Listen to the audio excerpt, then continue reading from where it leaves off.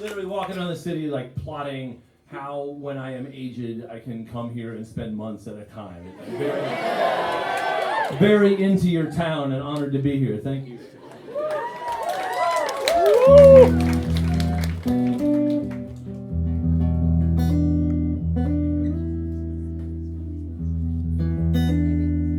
As I mentioned last night, I'm always very self-conscious about telling a story that people might have heard the preceding night. I had a friend, Leonard Cohen hadn't been touring much, and it's like 1988 or 9, I guess, and a friend who'd been waiting her whole life to see Leonard Cohen live. Suddenly he's touring on The Future, I think was the record. And so we all went to see him at the Wiltern, and Leonard Cohen's song intros were these incredibly gorgeous things. And Matt, if you want to like go take a shower or something, this will probably take a while. I mean, you smell nice. I'm just saying if something you felt like doing. So, but like he tells, like, you know, there's that song "Ain't No Cure for Love," right?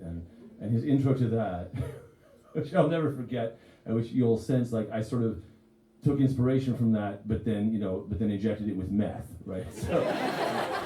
He just steps up to the microphone and says, "When the Prince of Peace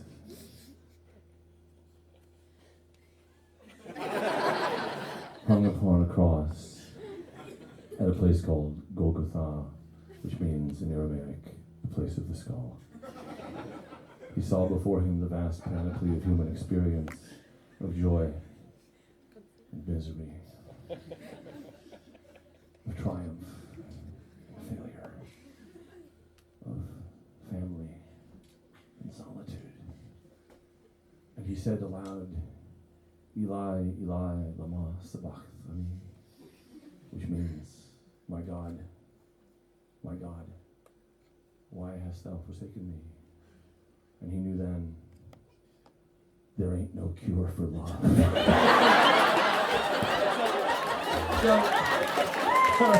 So he does this, right? And me and my friends are all watching, and I'm like, you're the fucking man, dude, that's really cool.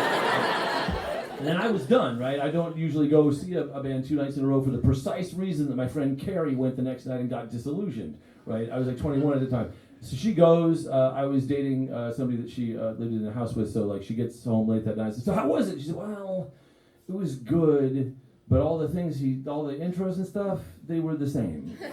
You know? And when you're a young, impressionable songwriter, like if you see somebody disappointed in somebody, you go, okay, don't do that to anybody, right? So, but at the same time, the stories you tell about the songs that I tell because they are the truth. I can't just make up a new one every night. Super self-conscious about repeating myself. And so we stand there and say, "What did you tell them last night?" I don't know, I was drinking wine.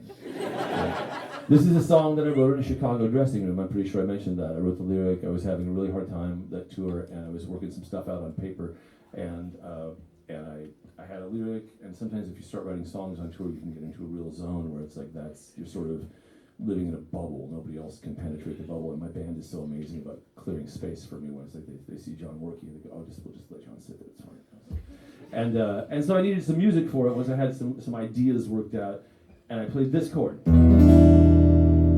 which is an E minor with a G added. No one on earth knows the name of this chord, which I have been playing for 21 years without learning the name of. It's an E minor 7 playing down. You can't prove that. So I had a song way back in the day on a tape called Transmissions to Horace that Peter Hughes put out on his label. He sends his best, and when I learned to play this purported E minor 7 chord, that I figured out is the thing. I wasn't looking at a chord chart. I was playing E minor, and then I went, "Oh, what is that? Cool." Many people at that point would then figure out what the notes were, but I got to do things my own way. So, but I did this, right? When you're learning to write songs, you teach yourself that. I went, okay, move it.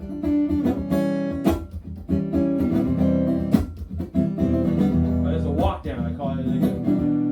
You bought me some chocolates, and you bought me a rose, and you bought me a filing cabinet, and you bought me a Panasonic RX FT500, the one with the dual cassette deck.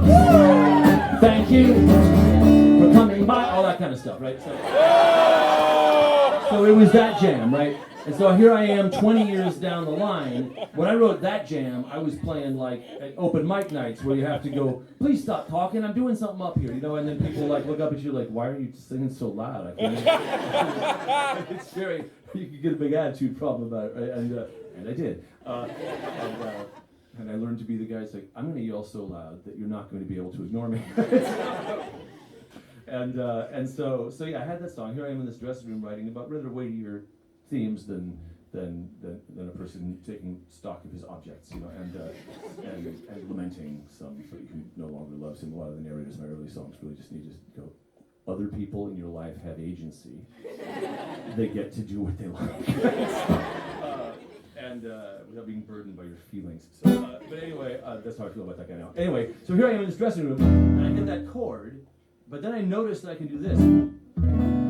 Again, that's a mystery chord. No one has ever known its name. Is that an E9 or something? No, it's like a B minor seven. The B minor seven. I play that one like this. Sounds totally different to me. Very similar.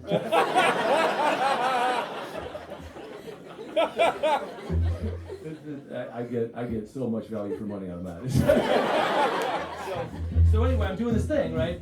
And I start writing a song whose lyrics I rather like, and I realize it's a version of a song I wrote when I was much younger, and it's actually sort of an articulation of that feeling of harnessing some feeling from an earlier time and finding that it's still in there and has grown up a little bit, and this is called Younger.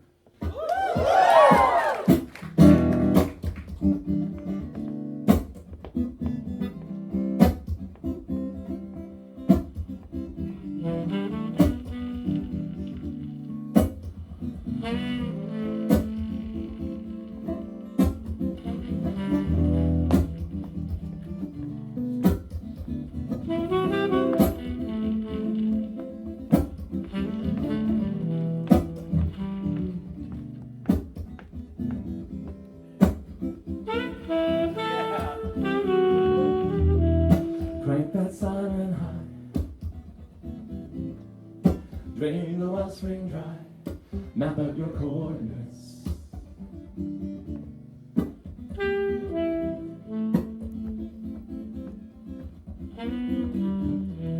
Send out scouts by day,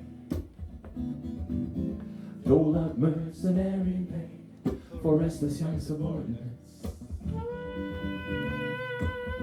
It never hurts to give thanks to the local gods.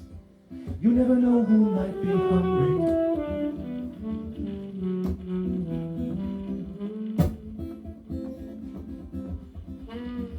It never hurts to scan the windows on the upper floor. I saw a face there once before when I was younger.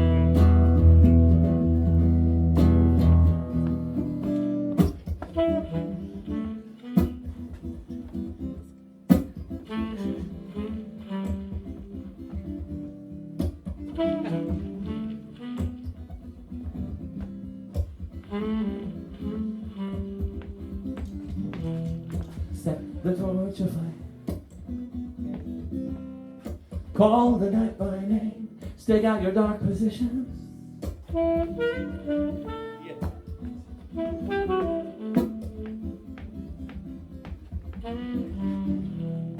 Lie in wait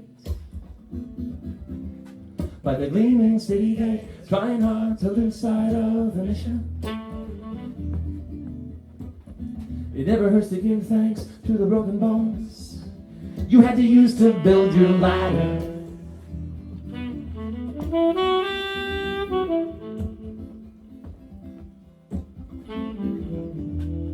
Moment close ahead. Half of you will never understand, and it doesn't really matter.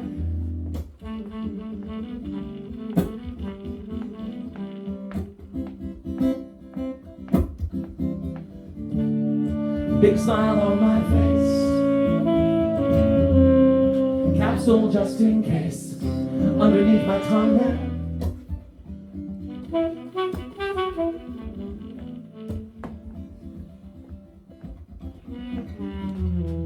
Voices on the breeze. I heard voices once like these when I was younger.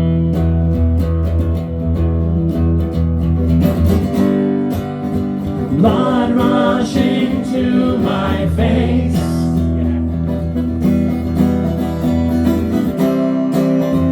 I know that sweet warm taste and the bitter trace. Storm riding down my hill. If I don't know one will follow me right through the chaos.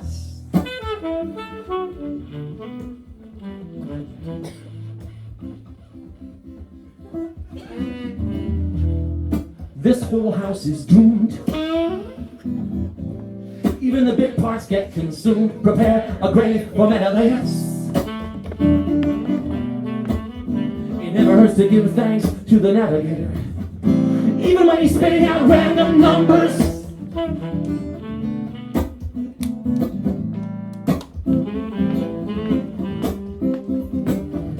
I knew what those figures meant, what they hoped to represent when I was younger. Woo!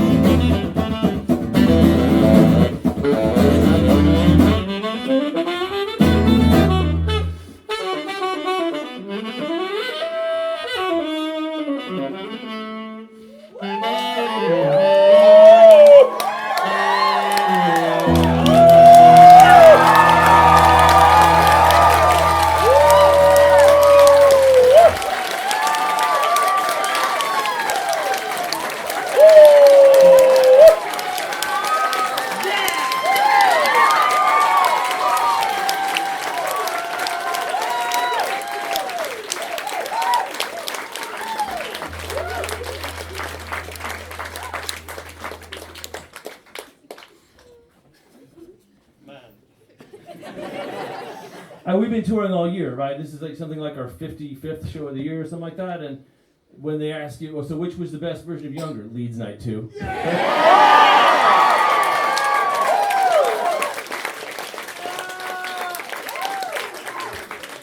Thank you, Matt. That was beautiful.